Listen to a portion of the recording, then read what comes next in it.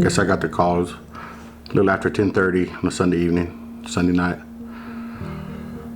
They were in an accident. I didn't know if anybody was.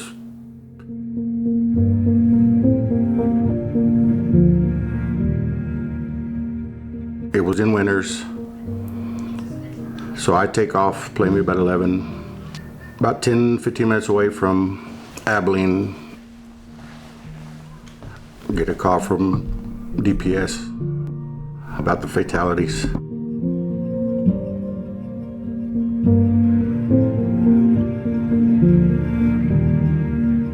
I guess it was about 5:30, 6 in the morning, Monday morning. We get to UMC. Keely was injured, but nothing life-threatening. And as for Kolbie, the neurosurgeon needed to visit with me. He was gonna have to do a craniotomy. Didn't like to do that on kids, but he didn't see no other option. He pretty much guaranteed me, he goes, I can save her life. He wasn't worried about that. He was more worried about her quality of life. I said, sir, all I can ask of you is to do what you have been taught, what you have been trained, what you know how to do. I said, my faith in the man upstairs, the rest holds in him. And Kolbie was in surgery, I believe, between 12 and 13 hours. Kolbie lost 25 to 30% of her brain, I believe is what the doctors told me. Paralysis on total right side of the body, not knowing if it was permanent paralysis or not. But I do remember telling the neurosurgeon, I said, one of these days, sir, she's gonna walk through these doors. Actually, I said, she's gonna kick that door and tell you thank you.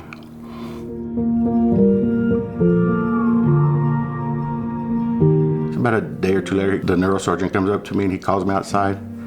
He said, sir, you might be right. It kind of caught me off guard, so I didn't understand what he goes, I heard she was throwing a ball. I said, yes, sir. I said, I'll throw it back to her and she'll feel for it, and then she'll throw it back to me. And be like, you might be right, she might be okay. And it just kept progressing. I said, she'll be back. I said, it's not gonna be an easy road. She'll come back.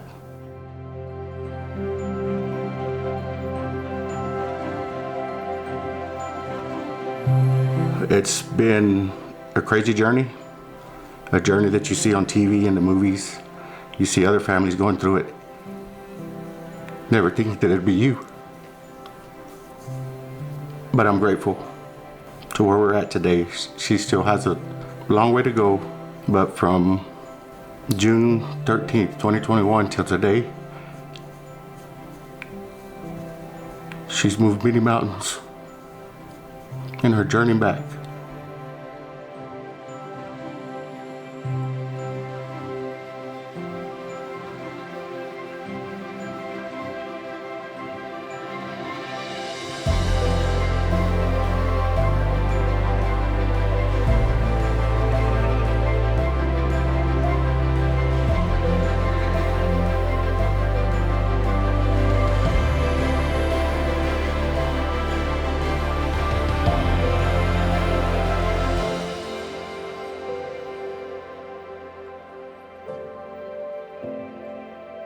I would like to just inspire others and let them know how I got myself through it, and the kind of people that helped me push myself to keep going.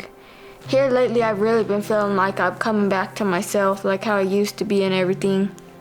I've been walking a lot better than I used to, and I've gotten a lot more feeling on my right side. Just throughout my body, a lot of feeling has came back already.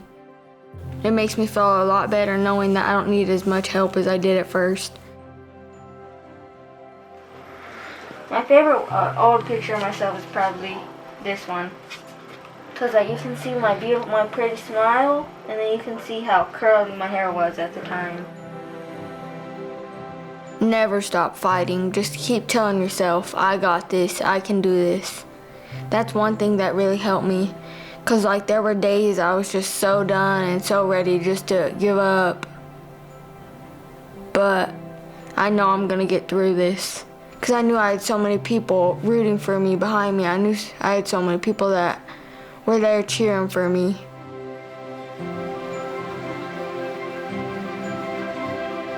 To UMC, the experience was unreal. I mean, when I went in there, I mean, you know, from day one, they went over and beyond.